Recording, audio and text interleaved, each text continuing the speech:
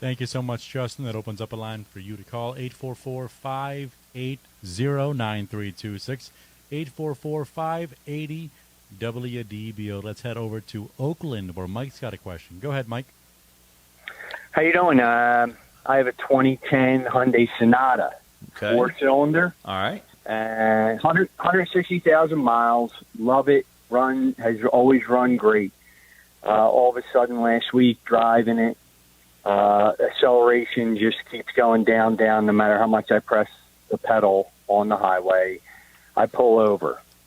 Luckily, I'm able to turn it off, turn it back on. The engine light's on, but I'm able to drive 60 and get the car home. Okay. I hook up the OBD to it, Uh-huh. and it gives me 4 codes. 2 of them have the MAP sensor, Okay. and I replaced it. And after I replaced it and hooked the OBD back up, the engine light's off, and the codes are gone. But the only thing is, now when I start it, the idle is isn't steady. It always has been real good at 700, perfectly even. Now it's a little rough. I drove the car around the block a couple times, but I'm still afraid to take it out on the road.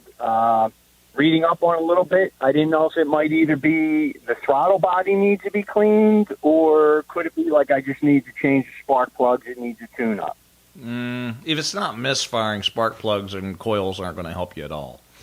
Now, you say you replaced your code was MAP or MAF, a mass airflow sensor or MAP sensor? No, it was, the code number was actually P0106. I don't know if that means anything to you, but it was an MAP sensor. Small little part. I got the, brand new from Hyundai to make sure, because I had read about people using aftermarket parts and having problems. Okay, all right. Now, this part that you put on, where was it located? I guess directly into the engine block. There is a plug that plugs into it with a wire. I disconnected the plug. So it plugged it. One single bolt holding it on. So it actually bolted into the intake manifold.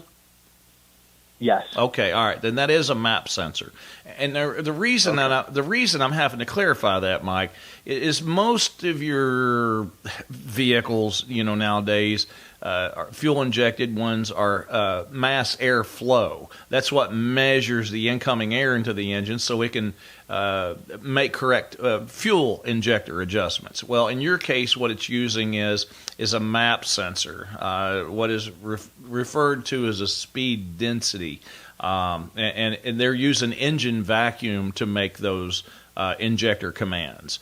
And a lot of times, when they're in the intake like that and they don't have a separate vacuum hose going to them, what will happen is you'll get carbon in those things, and just from the heat and stuff will cause them to act up. Now you've got a fluctuating idle. And when you get an engine idle that's fluctuating on that vehicle, I don't think that one uses an EGR valve.